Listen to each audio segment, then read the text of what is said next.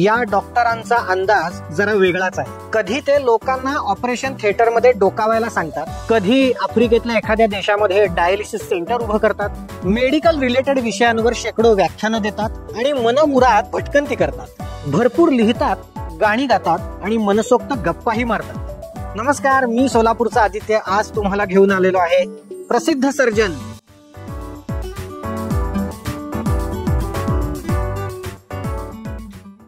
Doctor Sachin जम्मा यांच्याकडे. बघूया सध्या त्यांचं काय चाललंय. नमस्कार डॉक्टर, कसे आहात तुम्ही? नमस्कार, सोलापूरचा आदित्य जम्मांच्या घरी. Most welcome. थँक्यू.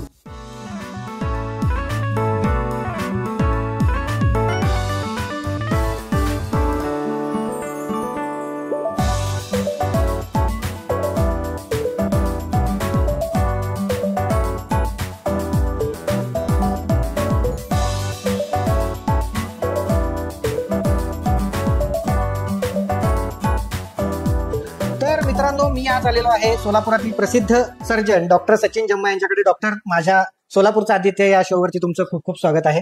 थँक्यू. सध्या तुमचं काय चाललंय, तुम्ही कसे आहात? मी मस्त मजेत. खरं तर आयुष्य खूप बिझी आहे असं म्हटलं तरी चालेल. सकाळी उठल्यापासून जम्मा हॉस्पिटल, अश्विनी सहकारी रुग्णालय, सोलापूर मार्कंडेय सहकारी रुग्णालय, पुन्हा जम्मा हॉस्पिटल, अच्छा, नंतर घरी थोडीशी विश्रांती आणि पुन्हा संध्याकाळी हीच सायकल. असं खरं तर धावपळीत चाललंय आयुष्य, पण of course I am enjoying it. मला एक असं विचारायचं डॉक्टर, की तुमची मेडिकल करिअर किती वर्षांची झाली? माझी मेडिकल करिअर चालू झाली 1991 सालापासून. अच्छा. ज्यावेळी मी MS पास झालो, पण त्याच्यानंतर काही वर्ष मी टीचिंग मध्ये होतो, म्हणजे लेक्चरर आणि असोसिएट प्रोफेसर वगैरे वगैरे. त्यानंतर मी ऑनररी पदाचा स्वीकार केला आणि आमचं स्वतःचं जम्मा हॉस्पिटल चालू केलं लकी चौक इथं साधारण 2000 साली. आणि तेव्हापासून आजपर्यंत जम्मा hospital, medical college, Ashwini hospital Solapur आणि आता नुकतंच मी मार्कंडेय सोलापूर सहकारी रुग्णालय हे जॉईन केलंय. तर साधारण 34 वर्ष झाली असं म्हणायला हरकत नाही. 34 वर्षांची मेडिकल करिअर, 3 दशकांपेक्षा जास्त, खूप मोठा अनुभव तुम्हाला आहे. तुम्ही किती प्रकारच्या सर्जरी करता? तुमच्या सर्जरीच्या अनुभवाबद्दल थोडंसं सांगा. असं म्हटलं जातं की जनरल सर्जन हा स्काल्प म्हणजे केसाच्या खाली जी कातडी असते त्याला स्काल्प म्हणतात. त्या स्काल्प पासून पायाच्या बोटाच्या नखापर्यंत कुठलीही शस्त्रक्रिया करू शकतो. त्यामुळे या सगळ्या शस्त्रक्रिया मी करू शकतो, परंतु माझी स्पेशालिटी आहे लॅप्रोस्कोपिक सर्जरी, म्हणजेच पोटाच्या दुर्बिणीने शस्त्रक्रिया, ज्याच्यामध्ये आपण अपेंडिसेक्टॉमी किंवा कोलेसिस्टेक्टॉमी आणि अगदी हर्निया सर्जरीत माझा हातखंड आहे, त्याचं माझं वेगळं ट्रेनिंग झालेलं आहे. याशिवाय मूळव्याधीसाठी ज्या लेझर सर्जरीज केल्या जातात त्याचे माझं विशेष ट्रेनिंग झाले आणि त्या सर्जरीज मी थोड्याशा मोठ्या प्रमाणात करतो. या 3 दशकांपेक्षा मोठ्या वाटचालीमध्ये किती शस्त्रक्रिया तुम्ही केल्या असतील, कधी तुम्ही मोजले? खरं तर मोजलेल्या नाहीये, पण साधारण 10,000 पर्यंत शस्त्रक्रिया नक्कीच झाल्या असतील. Two big number. मला आपल्या सगळ्या व्ह्युअर्सना सांगायचंय, डॉक्टर सचिन जम्मा ना मेडिकल क्षेत्रामधले काही वेगळे प्रयोग करण्याच्या बाबतीत पण अतिशय लोकप्रिय आहेत. त्यांचे काही इनिशिएटिव्ह खूप गाजलेले आहेत. विशेषतः डोकावूया ऑपरेशन थिएटरमध्ये हा एक त्यांचा अतिशय गाजलेला प्रोग्राम आहे. मला वाटतं तुम्ही डॉक्टर तो आकाशवाणीच्या संयुक्त विद्यमाने तुम्ही मिळून तो इनिशिएटिव्ह रन करता. काय आहे नेमकी ही कन्सेप्ट, काय आहे? डोकावूया ऑपरेशन थिएटरमध्ये हा कन्सेप्ट अतिशय आगळा वेगळा कन्सेप्ट होता. त्यावेळी बरीच जुनी गोष्ट आहे, ज्याची आम्ही सुरुवात केली सोलापूर आकाशवाणीच्या माध्यमातून.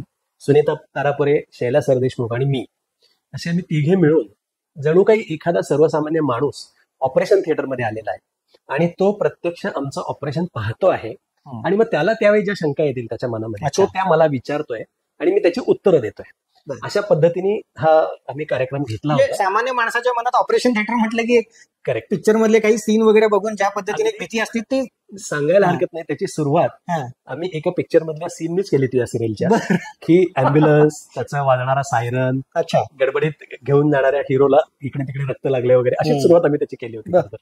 किती दिवसांपासून हा उपक्रम सुरू आहे तुमचा? आता सध्या तो चालू नाहीये, परंतु सोलापूर आकाशवाणीवर, त्याच्यानंतर उस्मानाबाद आकाशवाणीवर साधारण 6 महिने हा प्रोग्राम रिले झाला. दर मंगळवारी व्हायचा तो. खरं तर आकाशवाणी 3 महिन्याच्या पुढे कोणाला रिले करायला देत नाही, परंतु हा कार्यक्रम लोकांना इतका आवडला की त्याच्यानंतर माझ्याकडे वृत्तदर्शननी अप्रोच केलं आणि मग हा ऑडिओ कार्यक्रम नंतर आम्ही पुन्हा व्हिडिओमध्ये केला कन्वर्ट. आणि असं बरेच दिवस चालू होता आणि आज खरंच सांगायला मला आनंद वाटतो की या कार्यक्रमाच्या माध्यमातून सोलापूरकर मला ओळखायला लागले.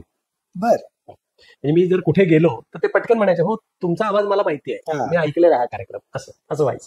तुम्ही आम्हाला व्हर्च्युअली ऑपरेशन थिएटरमध्ये नेलेला आहे. एक्झॅक्ट. अशा काही रिॲक्शन आल्या? अगदी. आणि लोकांशी इंटरॅक्शन करताना या ड्राईव्हचा काय उपयोग झाला असं काही तुम्ही फीडबॅक? सर्वसामान्यांच्या मनात जी ऑपरेशन बद्दल भीती असते, अच्छा, की नाकातनं नळी का घातली जाते, बरोबर. लघवीला नळी का भीतीदायक चित्र असतं भूल ते. म्हणजे काय, ब्लिडिंग झालं तर काय, माझा जीवाला किती धोका आहे, अशा बऱ्याचशा शंका आम्ही या सर्वसामान्यांच्या मनातनं दूर करू शकलो या माध्यमातून.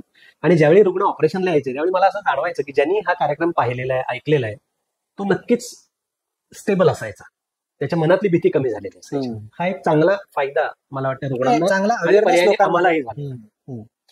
खूप सुंदर इनिशिएटिव्ह होता. डॉक्टर सचिन जम्मा म्हटलं की बऱ्याच जणांना माहिती असेल, एक रेकॉर्ड एका सर्जरीचा त्यांच्या नावावरती जमा आहे. ते म्हणजे 14 वर्षांच्या मुलाच्या पोटातला जुळा गर्भ तुम्ही काढला होता. काय किस्सा आहे तो नेमका डॉक्टर? पंढरपूरचा हा रुग्ण होता आणि सिव्हिल हॉस्पिटलमध्ये ही शस्त्रक्रिया झाली. एके दिवशी संध्याकाळी तो आमच्याकडे ऍडमिट झाला पोटात दुखतंय म्हणून, आणि मला तपासल्यावर लक्षात आलं की त्याच्या पोटात एक गाठ आहे.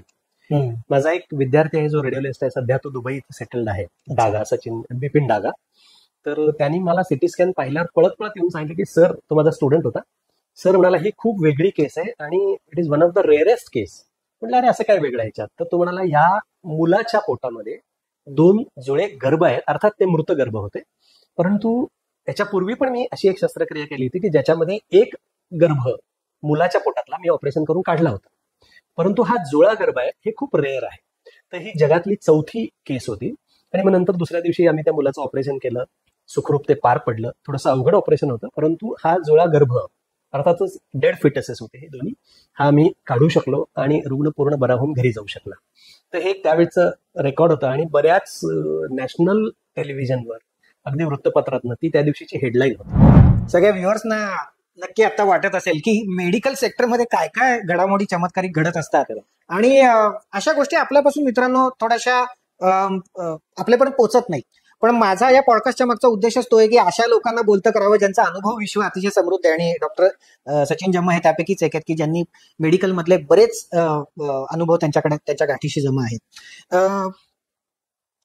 आणखी एक महत्वाचा किस्सा तुमच्याबद्दल मी असा ऐकला की सोलापूरमध्ये एक भोंदू बाबा यायचा आणि तो औषधोपचार करण्याचं ढोंग करायचा, आणि तुम्ही त्याचा पर्दाफाश केला होता आणि तेही एक रिपोर्टर बनून. तर तो किस्सा काय आहे नेमका? ही अगदी जुनी कथा आहे. महाराष्ट्र अनिसचं मी फार पूर्वीपासून काम करतो, अंधश्रद्धा निर्मूलन समितीचं. आणि त्याच्या माध्यमातून मला अशी संधी मिळाली की बाबा नावाचा एक भोंदू बाबा जो कर्नाटकामध्ये होता, आणि तो नुसते औषधोपचार नाही करायचा, तर तो बोटाने शस्त्रक्रिया करायचा असं तो क्लेम करायचा. आणि किडनी स्टोन काढणे, ट्युमर काढणे, ब्रेन ट्युमर काढणे, हृदयाचे वॉल बदलणे, असे क्लेम्स तो करायचा की जे मी बोटाने करतो आणि जखम राहत नाही, रक्तस्राव होत नाही वगैरे वगैरे. तर खरं तर मला त्याला खूप कर्नाटकात जाऊन पकडायची इच्छा होती, कारण मी स्वतः सर्जन असल्यामुळे ही भोंदूगिरी हे मला लगेच कळत होतं. पण सुदैवाने, माझ्या सुदैवाने मी म्हणेन, तो सोलापुरात आला आणि मग मी मेडिकल कॉलेजमधले सिव्हिल सर्जन असतात त्यांची परवानगी घेतली आणि महाराष्ट्र अनिसच्या बरोबर जाऊन आम्ही प्रत्यक्ष शिबिराच्या ठिकाणी गेलो. तिथे व्हिडिओ कॅमेरा लावला आणि त्याला म्हटलं तू आता माझ्यासमोर ही शस्त्रक्रिया करून दाखव. आणि जेव्हा त्याला लक्षात आलं, जो 4थी नापास माणूस होता, त्याला तेव्हा लक्षात आलं की समोर एक सर्जन बसलेला आहे आणि त्याला आता फसवणं सोपं नाही. त्यामुळे साधारण 2.5 ते 3 तास त्यांनी बरीच नाटकं केली. तो एका वेळा प्रार्थना केली, म्हणाला मला वरून संदेश येत नाही वगैरे वगैरे, आणि शेवटी त्यांनी सरेंडर केलं की नाही, मी हे फसवतो आहे. मग आम्ही त्याला अटक केली आणि त्यानंतर पुढे त्याची कोर्ट केस चालू झाली वगैरे वगैरे. आणि त्यानंतर त्याचं हे शिबिर आम्ही बंद पाडलं.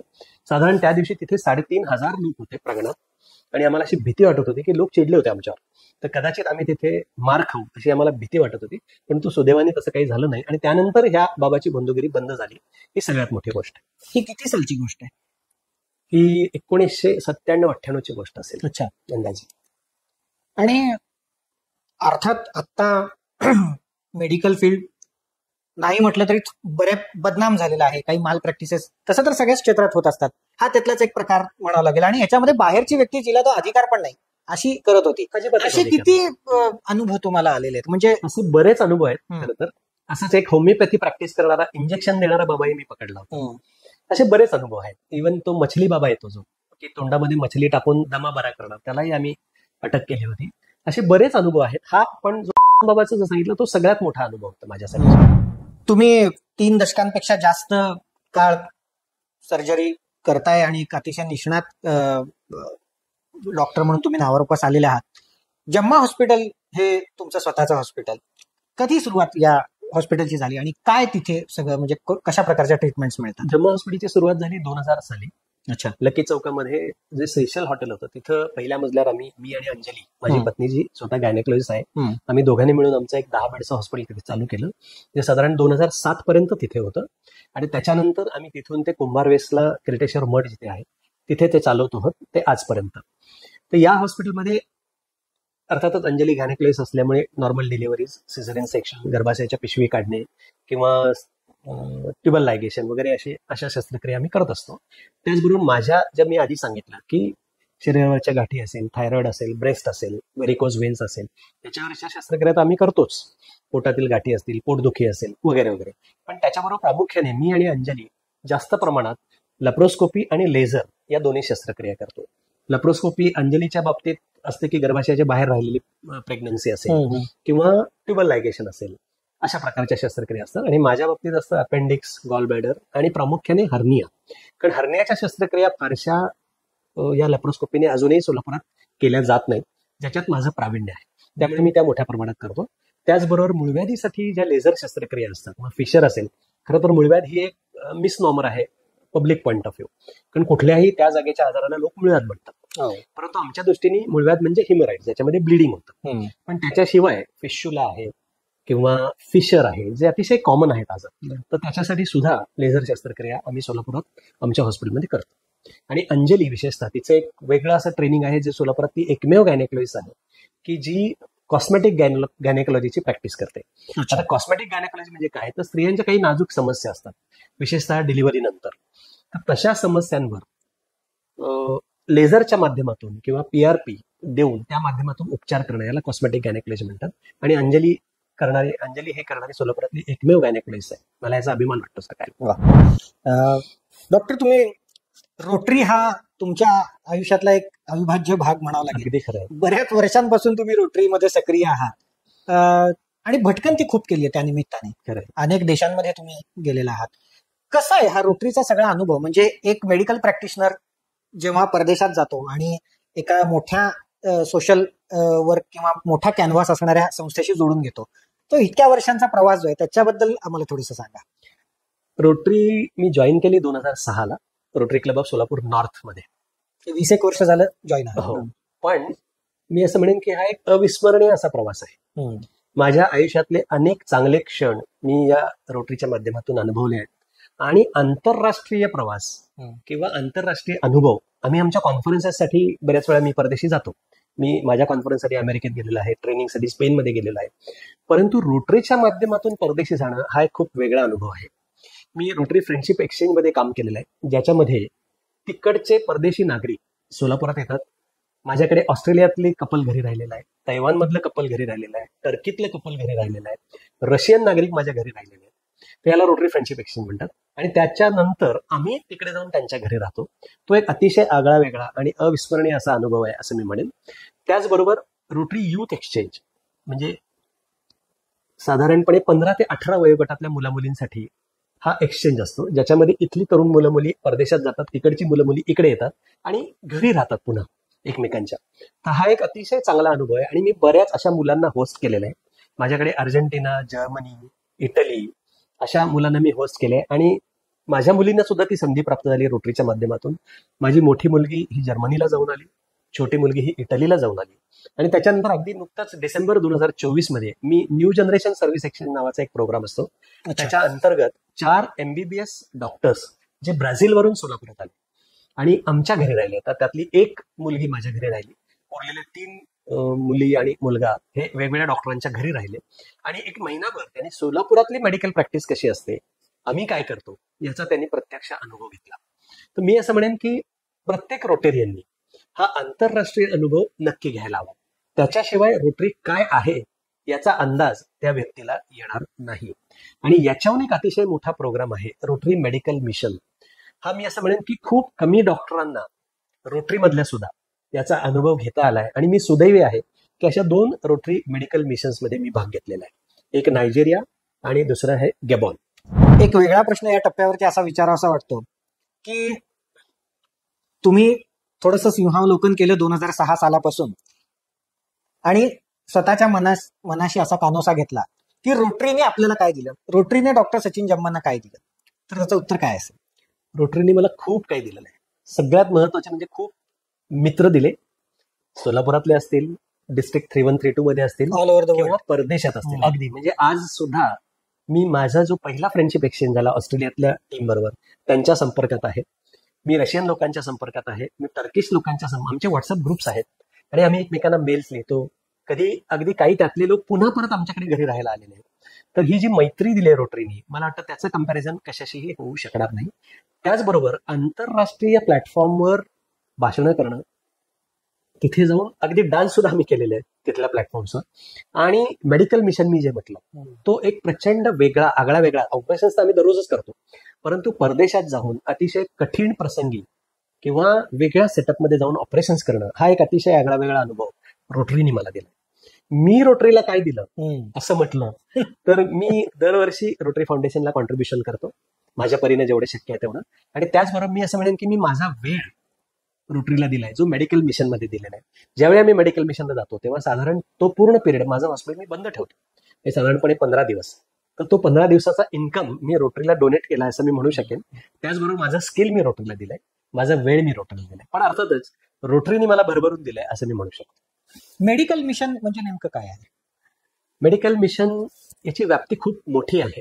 साधारणपणे माझ्या माहितीप्रमाणे आजपर्यंत 1.5 लाख शस्त्रक्रिया रोटरी मेडिकल मिशनच्या माध्यमातून इंडियन डॉक्टर्सनी परदेशात जाऊन केलेल्या आहेत. पण परदेशात अशा ठिकाणी आम्ही जातो की जिथे खूप गरिबी आहे. म्हणजे आपल्याला जी गरिबी आपल्या देशात दिसते त्याच्यापेक्षा खूप जास्त गरिबी ही आफ्रिका खंडात आहे. त्यामुळे आफ्रिकेतल्या बऱ्याचशा देशामध्ये मेडिकल मिशन झालेली आहेत. मला त्यातल्या 2 देशांमध्ये ही संधी मिळाली की तिथे जाऊन ऑपरेशन्स करायला मिळाली मला. एक आहे गॅबॉन आणि दुसरं आहे नायजेरिया. तर मी गॅबॉनमध्ये त्यांनी मला खास लॅप्रोस्कोपिक सर्जरीसाठी आमंत्रित केलं होतं आणि मला सांगायला अतिशय आनंद वाटतो की लिब्रेवेले हे जे गॅबॉनचं कॅपिटल आहे, राजधानी आहे, तिथली पहिली लॅप्रोस्कोपिक शस्त्रक्रिया ही माझ्या नावावर आहे. आणि त्यानंतर तिथल्या डॉक्टर्सना लॅप्रोस्कोपीमध्ये ट्रेन करून आठवडाभरात जेवढं शक्य आहे तेवढं मी पुन्हा परत आलो आणि साधारण 25 शस्त्रक्रिया मी गॅबॉनमध्ये लॅप्रोस्कोपीच्या त्यावेळी केल्या आणि तिथल्या 2 डॉक्टर्सना मी लॅप्रोस्कोपी शिकवून परत आलो. आणि त्याच्यानंतर नायजेरियामध्ये मला जायला चान्स मिळाला, जो अगदी कोविडच्या जस्ट आधी होता. अच्छा. तर तिथे मी 55 शस्त्रक्रिया केल्या, त्यातल्या काही लॅप्रोस्कोपी होत्या, काही ओपन सर्जरीज होत्या. तर असा एक अतिशय मोठा आणि आगळा वेगळा अनुभव मला या मेडिकल मिशनच्या माध्यमातून आला. आणि खरंच hats off to Indian doctors. त्यात विशेष नाव घ्यावं लागेल डॉक्टर राजीव प्रधान, जे सोलापूरचे आहेत, जे या बऱ्याच मिशन्समध्ये टीम लीडर असतात. ही त्यांची संकल्पना आहे. आणि त्याचबरोबर Rotary International director, past director Rotarian Raja Sabu यांचं, या दोघांनी ही मेडिकल मिशन्स प्रत्यक्षात आणली आणि आजही ही मेडिकल मिशन्स चालू आहेत. मला वाटतं नायजेरियामध्ये तुम्ही डायलिसिस सेंटर उभारण्यामध्ये मोठं योगदान दिलेलं आहे, त्याच्याबद्दल थोडंसं ऐकायचं आम्हाला. फ्रेंडशिप एक्सचेंजच्या माध्यमातून नायजेरियाची एक टेप औरंगाबादला आली होती, ज्याचं आयोजन मी केलं होतं. खरं तर एक 15 फ्रेंडशिप एक्सचेंजेस वेगवेगळ्या देशाचे मी आयोजित केलेले आहेत. त्यातल्या 6 मध्ये मी भाग घेतलेला आहे, म्हणजे मी स्वतः गेलो होतो.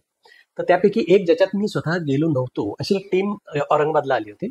आणि मला असं लक्षात आलं की त्यांच्याशी बोलताना की त्यांच्याकडे डायलिसिस सेंटरची गरज आहे. मग आम्ही रोटरीच्या माध्यमातून फंडिंग नेहमीच दरवर्षी उभं करत असतो. ग्लोबल ग्रँट नावाचा एक रोटरीचा प्रोग्राम आहे. आणि मग त्यावेळी मला असं लक्षात आलं की ग्लोबल ग्रँटच्या माध्यमातून आपण नक्कीच डायलिसिस सेंटर नायजेरियामध्ये देऊ शकू. आणि अग्बोर नावाची एक प्लेस आहे, तिथे आम्ही रोटरीच्या माध्यमातून त्यांचा डिस्ट्रिक्ट आणि आमचा डिस्ट्रिक्ट याच्या माध्यमातून ग्लोबल ग्रँट केली आणि एक नवीन डायलिसिस सेंटर आम्ही तिथे चालू करून दिलं. अच्छा. आणि त्याचबरोबर मला सांगायला आवडेल की रोटरी क्लब सोलापूर नॉर्थच्या माध्यमातून मी त्याचा जरी प्रायमरी कॉन्टॅक्ट असलो तरी याच्यात बरेच डोनर्स असतात, अनेक रोटरीयन्सचा त्यात सहभाग असतो. जरी मी पुढे काम करत असलो तरी त्याला खूप मोठं असं बॅकिंग असतं, फंडिंग असतं, जे क्लबच्या आणि डिस्ट्रिक्टच्या माध्यमातून येतं. तर या माध्यमातून मी सांगायला मला आवडेल की सोलापुरात सुद्धा जे डायलिसिस सेंटर आहे सिव्हिल हॉस्पिटलमध्ये, तिथे 4 डायलिसिस मशीन, साधारणपणे 25 लाखाची मशीन्स आम्ही डोनेट केली आणि ती आजही तिथल्या रुग्णांच्या कामी येत आहेत. एक छोटीशी मुलगी होती जिच्या एक छातीवर गाठ होती, साधारण 4थीत शिकणारी मुलगी होती. तर तिचं तिथल्या तिथे भूल देऊन मी ऑपरेशन करत असल्यामुळे ऑपरेशन करताना मी तिच्याशी गप्पा मारत होतो, just to make her comfortable. तर तिला मी विचारलं, सहज काय करते का तू? तर म्हणाली मी 4थीत आहे. म्हटलं ठीक आहे, शाळा सुटल्यानंतर काय करतेस? तर म्हटलं खेळायला वगैरे जातेस की नाही ग्राउंडवर? तर ते म्हणाले नाही. मला असं वाटलं की नेहमीप्रमाणे मुलं जशी टीव्ही समोर जाऊन बसतात तशी ही घरी जाऊन टीव्ही समोर बसत असेल. तर मी तिला म्हणून मग काय टीव्ही बघतेस का? ते म्हणाले नाही नाही अजिबात नाही. म्हणजे मग तू करतेस काय? ते म्हणाली डॉक्टर मी दररोज 100 रुपये कमवते मला आधी कळालं नाही. म्हटलं म्हणजे काय? तर ते म्हणाले, मी घरी गेले ना की मी वह्या शिवायला बसतो. आम्ही वह्या शिवतो, बाइंडिंग करतो, आणि मी, माझी बहीण, माझी आई तिघी मिळून आम्ही दररोज कितीतरी वह्या शिवतो, बाइंडिंग करतो आणि विकतो. म्हटलं का बरं, बाबा नाही करत? नाही म्हणाले, बाबा ना दारू पिलेले असतात ना, म्हणून आम्हाला हे करायला लागतं. मला खरंच it was a touching event for me. मला असं वाटलं की आपण या मुलीचे जे काही चार्जेस ठरवले होते ते तिला परत द्यायला हवं. म्हणून मग मी ऑपरेशन संपल्या माझ्या रिसेप्शनिस्टला सांगितलं की मी थोडी वेळ थांबणार आहे, अजून थोडा वेळ ऑब्झर्वेशन करून आपण घरी पाठवणार आहे. तेवढ्यात मी अश्विनीतला राऊंड संपून येतो आणि आल्यावर त्यांना मला भेटून जाऊ देतो. ऑपरेशन झालं, मी अश्विनीला गेलो आणि मी परत आलो अश्विनीवरून, आणि लक्षात आलं की ती पेशंट डिस्चार्ज झाली. मी थोडासा रिसेप्शनिस्टवर चिडलो होतो. ती म्हणाले, नाही सर, त्यांनी ऐकलं नाही माझं, पूर्ण पैसे भरून ते घरी गेले, त्यांना काहीतरी गडबड होती. मलाच वाईट वाटलं. अरे म्हटलं, आपल्याला पैसे द्यायची संधी गेली आपली. म्हटलं ठीक आहे, फॉलोअपला आल्यावर मला तिची गाठ घालून दे. मग फॉलोअपला ती मुलगी आली, आई आली. मग मी त्यांना आत बोलवलं, म्हटलं की मला ते तुम्हाला पैसे द्यायचे परत. तर त्या आईला काहीतरी वेगळं वाटलं. ते म्हणाले, डॉक्टर, काय ऑपरेशनमध्ये चूक झाली आहे का, किंवा काही प्रॉब्लेम आहे का? तर म्हटलं नाही, मलाच असं वाटलं की परत. ते म्हणाले, नाही डॉक्टर, मला पैसे परत नको. आई ही अतिशय स्वाभिमानी होती खरं. म्हटलं आता हेही तिला हर्टिंग होत आहे. मग मी शेवटी असं केलं की रिसेप्शनिस्टला म्हटलं, खाली जा रोडवर, आणि सगळ्यात मोठं जे कॅडबरीचं पॅकेट बाजारात मिळेल ते घेऊन ये, आणि मग ते आणून मी त्या मुलीला गिफ्ट दिलं. म्हटलं, ही माझ्याकडून एक छोटीशी भेट आहे, ही तुम्ही नाकारू शकणार नाही. आणि खूप, म्हणजे मला खूप आनंद झाला तेव्हा की आपण काहीतरी तिला मदत करू शकलो. खूपच म्हणजे एखाद्या डॉक्टरने जर ठरवलं तर तो त्याची प्रॅक्टिस करता करता जास्तीत जास्त सोशल वर्क कसं करू शकतो याचं उदाहरण म्हणून आपल्याला सचिन सरांकडे बघता येईल. तुमचे अनेक लेख आम्ही न्यूजपेपरमध्ये वाचलेले आहेत. लिखाणाची आवड तुम्हाला कधीपासून आहे डॉक्टर? खरं सांगायचं, मी अगदी प्रॅक्टिस चालू केल्यानंतर बरीच वर्ष काहीही लिहित नव्हतो. असंच कधीतरी मला कोणीतरी लेख मागितला, एक तुम्ही डॉक्टर लेख लिहून द्या. कदाचित सोलापूरचं वृत्तपत्र असेल, किती सालची गोष्ट आहे? मला नक्की आठवत नाही. अच्छा. पण मग तो लेख लिहिला आणि तो लेख बऱ्याच लोकांना आवडला. मी चांगलं लिहिले असं त्यांना वाटलं. तर त्यानंतर मी अनेक विषयावर लेख लिहिले. अर्थातच ते मेडिकल फील्ड आणि समाज याच्याशी संबंधित होते. म्हणजे अगदी पेशन्स ठेवा हाही लेख मी लिहिलेला आहे. कारण डॉक्टरांची बाजूही मी त्यातनं मांडण्याचा प्रयत्न केला आणि रुग्णांच्या अडचणी मी त्यातनं मांडण्याचा प्रयत्न केलेला आहे. अर्थातच त्यानंतर अनेक वेगवेगळ्या विषयांवर मी लेख लिहिलेले आहेत. अगदी काही मेडिकल डिसीजेस असतील, म्हणजे अगदी डॉक्टर तुमच्या घरात नावाचं एक सदर आम्ही एका वृत्तपत्राच्या माध्यमातून चालवलं होतं. जवळजवळ 1.25 वर्ष वेगवेगळ्या डॉक्टरांना मी लिहायला प्रवृत्त केलं. मी स्वतःही लिहिलं होतं आणि त्यांनाही प्रवृत्त केलं, आणि विविध क्षेत्रातले लेख त्यावेळी त्या वृत्तपत्रातून छापून आले. त्यानंतर गेली अनेक वर्ष मी लिहितो आहे. आणि कोविडमध्ये मला उल्लेख करावा असं वाटेल की लोकमतनी मला विचारलं की तुम्ही आमच्यासाठी एखादी सिरीज कराल का. अच्छा. पण त्यांनी सांगितलं की आम्हाला मेडिकल फील्डशी संबंधित परंतु आजारावर लिहिलेलं नको आहे. मग मला असं लक्षात आलं की आपल्या आयुष्यात आपले पेशंटच्या बरोबरचे खूप अनुभव आहेत जे खरं तर लिहिता येतील आणि लोकांना आवडतील. आणि मग मी त्याची सुरुवात केली, जे दुनियादारी नावाचं सदर होतं. आणि मला अतिशय सांगायला आवडेल की दुनियादारी सदर जवळजवळ 1.5 वर्ष चालू होतं. त्याच्या माध्यमातून अनेक लेख मी लिहिले. आणि मग असं व्हायचं की रुग्ण पूर्वी माझ्याकडे यायचे, ते म्हणायचे, डॉक्टर तुम्ही चांगले सर्जन आहात म्हणून आलोय, तुम्ही चांगले डॉक्टर आहात, तुमचा डायग्नोसिस चांगला आहे म्हणून आम्ही तुमच्याकडे आलो. पण या सदरानंतर असं व्हायला लागलं की पेशंट माझ्याकडे आल्यावर सांगायचं की डॉक्टर मी तुमचा फॅन आहे. मला आधी कळायचं नाही. म्हटलं फॅन म्हणजे? नाही डॉक्टर, तुमचे सगळे लेख मी त्याची कात्रणं करून ठेवली आहेत, माझ्याकडे जपून ठेवली आहेत. तर एवढं ते सदर गाजलं आणि आजही लोक त्याची आठवण करतात. अजूनही मी लिहितोय आणि मी आता थोडंसं हायर लेवलला गेलो असं म्हणायला हरकत नाही. मी आता दिवाळी अंकातनं लिहितो. अच्छा. अगदी नुकतंच मराठी साहित्य संमेलन झालं सिडनी इथं. तर खास ग्रंथालयाने मला विचारलं होतं की तुम्ही एक लेख या संमेलनासाठी, आमचं जी मराठी वेगळी एक त्या दिवशी त्यांनी एडिशन काढली, त्याच्यामध्ये आम्ही जुने लेखक आणि नवीन लेखक याचा एक संगम करतो आहे आणि त्यामध्ये तुम्ही एखादा लेख लिहाल का. आणि मी तो पाठवला, त्यांनी तो छापला, खूप लोकांना तो आवडला. तर अर्थातच आनंद आहे. कोविडच्या काळात तुम्ही झूम वरून काही वेगवेगळ्या विषयांवरती संवाद साधला होता, डॉक्टरांशी सुद्धा. खरं तर काय नेमकं बोलला होता त्यावेळेस? कोविडमध्ये मी हॉस्पिटललाही जायचो, पेशंटही तपासायचो, आयसीयूत जायचो, पण फिजिशियन पेक्षा आमचं काम कमी असायचं. कारण सर्जरीही मी केल्या कोविडच्या पेशंटच्या, पण त्या कमी असायच्या, त्यामुळे बराच वेळ असायचा. मग नक्की काय करायचं, तर आपल्या सगळ्यांना माहिती की कोविडमध्ये झूम हे माध्यम झपाट्याने पुढे आलं. मग मी त्याच्यावर थोडासा विचार केला आणि आमच्या सर्जनसाठी, जे सगळे घरी बसून असायचे, मग आम्ही एक सिरीज चालू केली, बॅक टू बेसिक्स नावाची. मी महाराष्ट्र स्टेट जे आमचं चॅप्टर आहे, Maharashtra state chapter of association of surgeons of India, याचा एक्झिक्युटिव्ह मेंबर गेली 8 वर्ष आहे. तर त्यामुळे मला सहज संधी होती की त्यांच्या माध्यमातून मी हे चालू करू शकेन. आणि मग झूमच्या माध्यमातून बॅक टू बेसिक्स नावाचं एक सदर आम्ही चालवलं, ज्याच्यामध्ये दैनंदिन ज्या आम्हाला शस्त्रक्रिया लागतात त्याच्या अगदी बेसिक्स पासून ऍडव्हान्स पर्यंत पूर्ण चर्चा आम्ही वेगवेगळे स्पीकर्स बोलवून त्याच्या माध्यमातून झूमवर करायचो. अगदी ते ऑपरेशन दाखवायचो, त्याच्यावर चर्चा घडवायचो वगैरे वगैरे. तर ते सदरही खूप गाजलं. आणि त्याच्यानंतर पुन्हा मी सोलापूरकरांसाठी काहीतरी वेगळं करावं अशी माझी इच्छा होती आणि सोलापुरात पुन्हा मेडिकल फील्डशी संबंधित काहीतरी करावं अशी माझी इच्छा होती. इंडियन मेडिकल असोसिएशनचा मी माझी अध्यक्ष आहे. त्यामुळे IMAच्या माध्यमातून आम्ही मेडिकल लिजंड्स ऑफ सोलापूर नावाची एक सिरीज चालू केली, ज्याच्यामध्ये मी माझे बरेचसे त्यामध्ये टीचर होते. मग सरदेसाई मॅडम असतील, चिटणीस मॅडम असतील, झंवर सर असतील, डॉक्टर BS बिराजदार असतील, डॉक्टर वाकडे असतील, असे अनेक माझे टीचर्स आहेत की ज्यांच्या मी मुलाखती, अगदी डॉक्टर शिरीष वळसंकरांची सुद्धा मी मुलाखत या माध्यमातून घेतली होती. आणि तेही एपिसोड्स खूप गाजले, कारण या सर्व शिक्षकांचे विद्यार्थी आज जगभर आहेत. त्यामुळे जगभर या सिरीजला व्ह्युअरशिप मिळायची आणि खूप चांगली प्रसिद्धी या कार्यक्रमाला मिळाली, पर्यायाने मलाही मिळाली. आणि तो एक अतिशय समृद्ध असा अनुभव होता असं म्हणायला हरकत नाही. त्याचबरोबर कोविडशी संबंधित काही गोष्टी होत्या, ज्याच्यामध्ये रुग्णांनी काय करायला हवं, नातेवाईकांनी काय करायला हवं, म्युकोरमायकोसिस म्हणजे काय, अशा बऱ्याच गोष्टींवर आम्ही झूम मीटिंगच्या माध्यमातून चर्चा घडवून आणली आणि समाज प्रबोधन केलं. खूप सुंदर अशी तुमची वाटचाल झालेली आहे. मी आपल्या पॉडकास्टच्या अंतिम टप्प्यात आहे आणि मला तुम्हाला असं विचारायला आवडेल की या टप्प्यावरती सिंहावलोकन करताना तुम्हाला तुमची ही एकूण करिअर कशी वाटते, तुम्ही किती समाधानी आहात आणि इथून पुढे तुमचं उद्दिष्ट काय असेल? समाधानी मी नक्कीच आहे. बऱ्याच गोष्टी जे बरेच डॉक्टर्स करत नाहीत, म्हणजे practice, operation, patient, rounds, OPD हे सगळेच डॉक्टर्स करतात. परंतु त्याच्या पलीकडे अशा अनेक गोष्टी मी आयुष्यात केलेल्या आहेत ज्या बऱ्याच डॉक्टर्सना करता येत नाहीत. काही कारणं असतील त्यांची, पण किंवा त्यांना चान्स मिळत नाही असं म्हणूया आपण, पण त्या मला करायला मिळाल्या. त्यामुळे मी नक्कीच समाधानी आहे. आणि आणखी बरंच करायचं पण आहे. म्हणजे आणखी मेडिकल मिशन्स मध्ये मला भाग घ्यायला आवडेल. आणखी अनेक कथा मला लिहायच्या आहेत. आणि मी नुकतेच एक नवीन सुरुवात केली आहे की लिखाणाबरोबर त्याचं कथाकथन करणं. एक साधारण 4-5 कथा मी आता ऑलरेडी सादर केल्यात आकाशवाणीवरही, ते सदर आता चालू होणार आहे. तर कथाकथन करायला इथून पुढे जाऊन मला आवडेल. आणि माझ्या ज्या कथा आतापर्यंत प्रसिद्ध झाल्या, साधारण 100-1 कथा आहेत, ज्या अनेक माझ्या मित्रांना, पेशंट्सना, नातेवाईकांना, सर्वसामान्य वाचकांना खूप आवडलेल्या आहेत. तर त्या कथांचं एक चांगलं असं सुंदर असं पुस्तक मला बनवायचं आहे. ते मी नक्कीच करणार, यात शंका नाही. डॉक्टर, एक छोटीशी फनी रॅपिड फायर राऊंड आपण घेऊयात. तुमचा कल काय आहे, तुमची आवड काय आहे, हे त्याच्यातून लोकांना लक्षात येईल. डॉक्टर सचिन यांना काय आवडतं, चहा की कॉफी? चहा. व्हेज की नॉन व्हेज? Occasional non veg. अच्छा. हेल्थ कॉन्शियस डॉक्टरांनी असायलाच पाहिजे. पहिलं प्रेम काय, लिहिणं की गाणं? लिहिणं. कारण तुम्ही उत्कृष्ट गाता सुद्धा. गातो सुद्धा, पण आय एम अमॅच्युअर सिंगर. लिहायला मला जास्त आवडतं. अच्छा. काय निवडाल, विश्रांती की भटकंती? भटकंती, अर्थात कायमच भटकंती. पहिलं प्रेम तेच. 100%. 4 ओळी आपल्या व्ह्युअर्सना तुमच्या आवडीच्या तुम्ही ऐकवाव्यात अशी माझी विनंती आहे.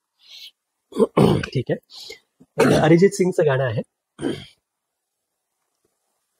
मुस्कुराने की वजह तुम हो,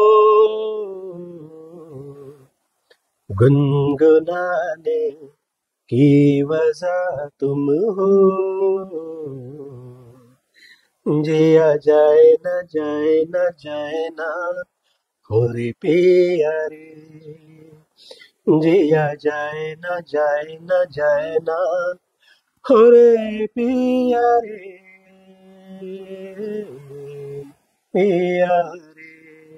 क्या बात है. क्यू. हे कदाचित पेशंटला उद्देशून तुम्ही म्हणताय का, असं काही व्ह्युअर्स म्हणतील त्यांच्या, तुम्हाला असं काही वाटलं तर कमेंटमध्ये नक्की कळवा. मी माझ्या स्वतःच्या व्यवसायाला उद्देशून म्हणतो. क्या बात है. याच टप्प्यावरती डॉक्टर सचिन जम्मा यांच्यासोबतच्या गप्पा मी थांबवतोय. त्यांचं नाव सचिन आहे. सचिन म्हटलं की आपल्याला आणखी एक नाव डोळ्यासमोर येतं, तेंडुलकर. त्याने जशी क्रिकेटच्या क्षेत्रामध्ये फटकेबाजी केली, तशी मेडिकल प्रॅक्टिशनर म्हणून डॉक्टर सचिन जम्मा करतायत. रोटरीच्या माध्यमातून समाजाशी जोडले गेलेले आहेत, भटकंती करतायत, लोकांना अवेअर करतायत, वेगवेगळे इनिशिएटिव्ह राबवतायत. त्यांनी त्यांची जी काही पुढची वाटचाल ठरवलेली, त्यांची जी स्वप्न आहेत ती नक्की पूर्ण होत अशी शुभेच्छा मी माझ्या टीमकडून देतो. आज तुम्ही सोलापूरचा आदित्य या माझ्या चॅनलला इतका वेळ दिला, त्याच्याबद्दल तुमचे आभार मानतो. आणि पुन्हा एकदा काही वेगळ्या विषयांवरती नक्की गप्पा मारायला भेटूयात. थँक्यू. धन्यवाद.